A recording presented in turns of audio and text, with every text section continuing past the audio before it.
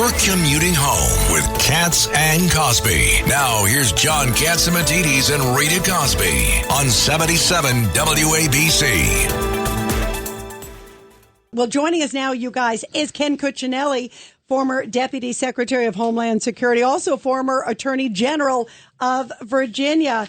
Secretary Cuccinelli, it's so great to have you here again on Katz and Cosby. Let's get first to the border because it's an area you know well.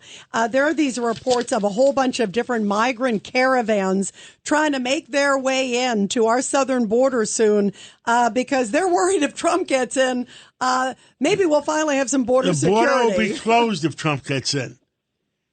Your thoughts? Yeah, that's the idea, right?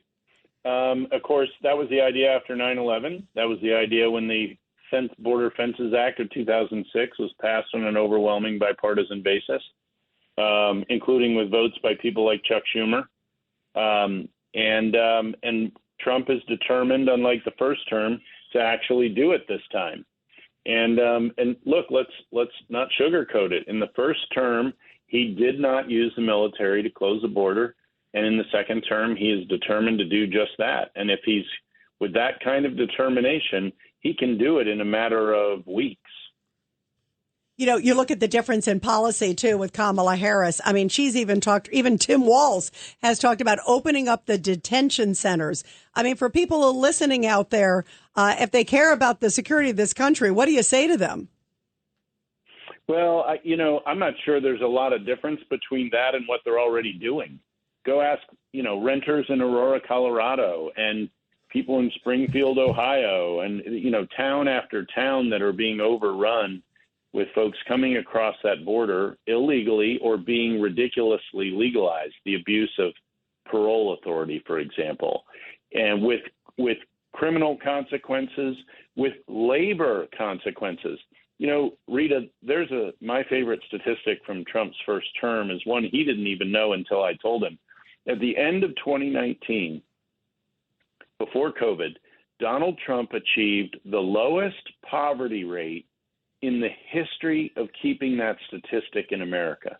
The lowest poverty rate in America, in the history of America. And he had spent more months below 8% black unemployment than the rest of my life combined. How did that happen? And what was the consequences? It wasn't just tax cuts and deregulation. Those were important. They got the economy moving. But the way poor people got help is that cheaters, illegal aliens, were kept out of the labor market. And so businesses had to compete for poor Americans to work in their businesses. And guess whose wages rose more as a percentage than anybody else? The poorest Americans. And that's what we should want. That's the way to raise people out of poverty, is to create the opportunities for them to do it themselves. And the Donald Trump economy of 2019 did exactly that. And, Ken Cuccinelli, former Deputy Secretary of Homeland Security. Now we're seeing the opposite. I mean, now you're seeing so many different communities where they're saying, wait a minute, now the migrants actually are taking over. I mean, how do you reconcile when you see these people? Like, I look at what happened in, like, say, North Carolina, where, they were begging for $750 and they literally lost everything. And then they see migrants, like in New York City, getting put up in $350 a night hotel rooms.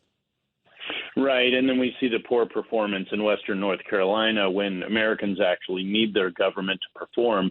Now, let me be clear, Governor Roy Cooper is the main culprit there. He woefully underperformed the other five governors in response to Helene, but FEMA didn't do itself any favors out there either. But again, the states are the first responders. FEMA can't do, can only do so much. They're there to back up states. But it's a good example of why you don't spend more than you take in. It's why you balance the budget, so that on those times when you really need it, it's there for Americans. Absolutely. Not for everybody else, for Americans. Right. It's like, I mean, we got to take care of our own first. Everybody, we're talking to the former Deputy of Homeland Security, also former Attorney General of Virginia, Judge Weinberg. Good to talk to you again, Mr. Secretary. I'll tell you what troubles me. The United States Department of Justice is suing your state, the state of Virginia, because Governor Youngkin and the Attorney General there are cleaning up the rolls of illegal voters.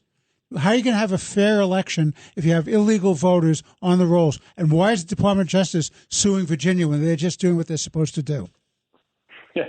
Yes, and they're doing the same thing that they did in the 2020 election under a Democrat governor, and the same thing they did in 2016 under a Democrat governor. And by the way, the bill that became the Virginia law they're enforcing was my bill when I was in the state Senate. You know who the governor is who signed it? Tim Kaine. Right. Tim Kaine. A Democrat. And in 2006, a liberal Democrat. And in 2006, when that bill was signed, Virginia was still required under the Voting Rights Act to get anything to do with its elections pre-cleared. The Department of Justice already approved this law in pre-clearance. Now they're suing on it. And they're suing based on Governor Youngkin's Executive Order 35, which he issued August 7th. They waited over 2 months to file suit. This is a political stunt. It's nothing more. And of all the political stunts they could pull, what they're doing is suing to keep non-citizens on the voter rolls. Seriously, this is the Department of Justice attempting to provide cannon fodder to the Harris campaign's threats to democracy malarkey, to quote the president. That's all it is.